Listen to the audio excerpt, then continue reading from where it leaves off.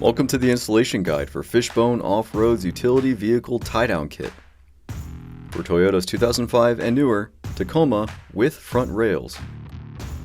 Step 1. Open your vehicle's bed and begin removing its trail rail caps on all 3 rails. Insert 1 T-nut into the driver and passenger side rails and 3 into the front rail, and position them as shown or desired. Step 2. The driver and passenger rails should have the tie-down brackets, and the front rail have 2 wheel chock brackets and 1 tie-down.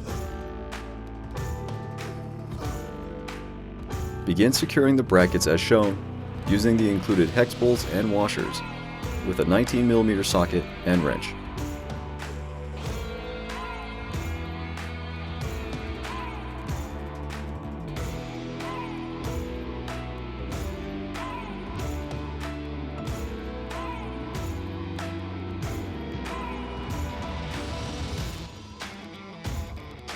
Adjust the brackets as needed to secure your gear, and you're done.